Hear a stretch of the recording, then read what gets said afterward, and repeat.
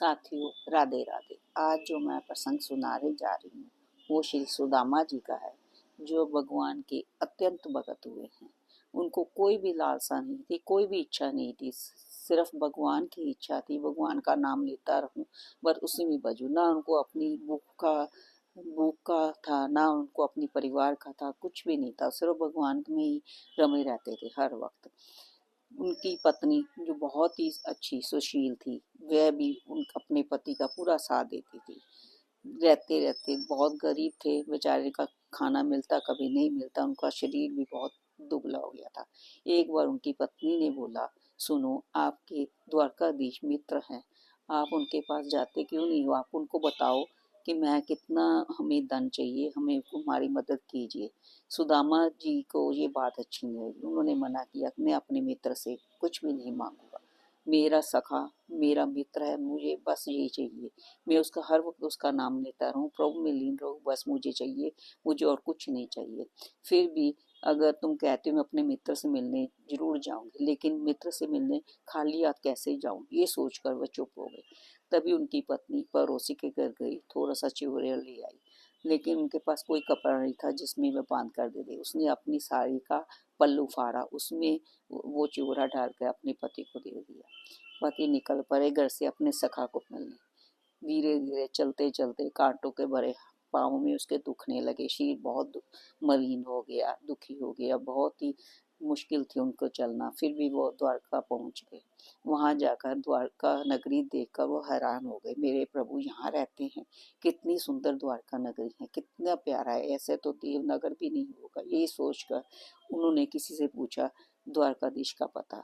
तो किसी ने उसको ये उसकी तरफ, द्वारकाधीश की तरफ, द्वारका नगरी की तरफ इशारा कर दिया। वे वहां पहुंचकर अब उनको सेवकों को बोला, मेरे मित्र, मेरे सखा, मेरे प्रिय सखा, वहां अंदर द्वारकाधीश को बुलाओ। उनको कहो कि उनके सखा सुदामा आए उनसे मिलने के लिए।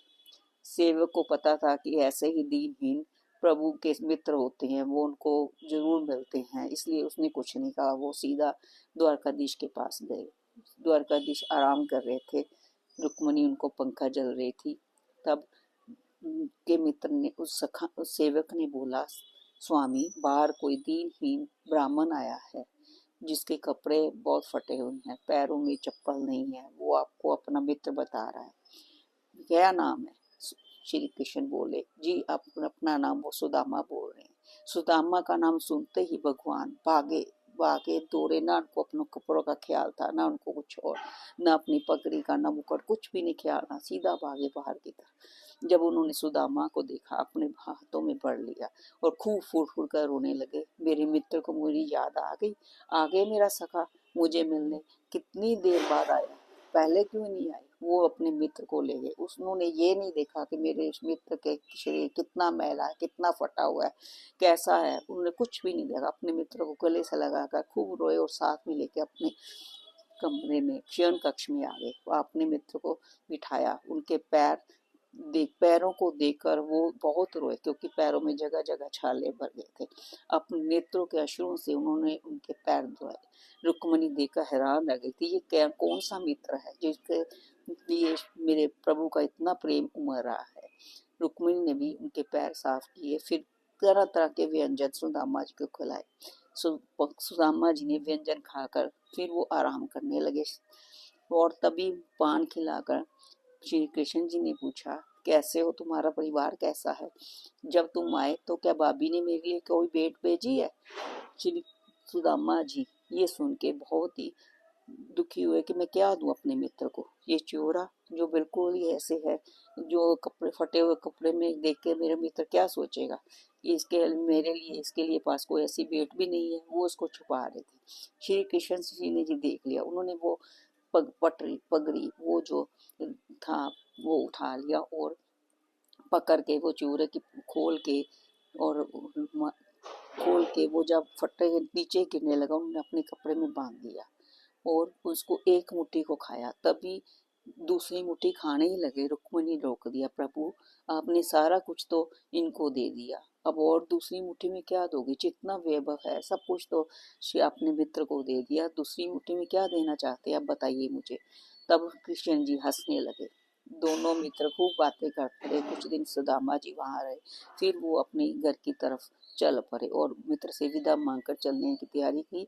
तब श्री कृष्ण जी उनको छोड़ने आए। जब वो वहां अपने घर की तरफ पहुंचे तो सुदामा जी ने देखा घर तो वहां था ही नहीं, झोंपड़ी था ही नहीं। वो तो झोंपड़ी का आगे वहां तो एक महल खड़ा था, क्योंकि पीछे से श्री कृष्ण जी ने अपने सेवकों से बताकर वहां पे एक बहुत सुंदर नगरी बना दी थी। जब सुदामा ने वो देखा, उनके सेवक उनको लेने आए हैं, उनकी पत्नी को देखकर, अपनी पत्नी को देखकर सुदामा एकदम हैरान रह गए। मेरी पत्नी ने कितने सुंदर सुंदर वस्त्र डाले हुए हैं, कैसे सुंदर लग रही हैं। उनकी आंखों में ऐसे आंसू आए कि मेरे मित्र ने बिना कहे ही मेरी व्यथा समझ ली और मेरे लिए इतना कुछ कर दिया। वो बहुत ही रोने लगे, पर उनको ये कुछ भी नहीं चाहिए था, कुछ भी नहीं। वो सिर्फ अपने प्रभु से प्रेम चाहते थे, बस और कुछ नहीं। क्योंकि उनका लगता था कि अगर ये मेरे पास धन दौलत आएगी तो मैं अपने प्रभु से दूर हो जाऊंगा। मुझे अपने प्रभु से दूर नहीं रहना, मुझे अपने प्रभु के पास ही रहना। वो फिर भी अपने प्रभु का नाम लेते रहे, उनको थोड़ा सा भी अहंकार नहीं आया। वो अपने प्रभु का नाम लेते लेते इस दुनिया से विदा हो गए। आपको ये कथा कैसी लगी मुझे जरूर बताइए। अगर कोई त्रुटि हुई तो मुझे माफ कर दीजिए। धन्यवाद।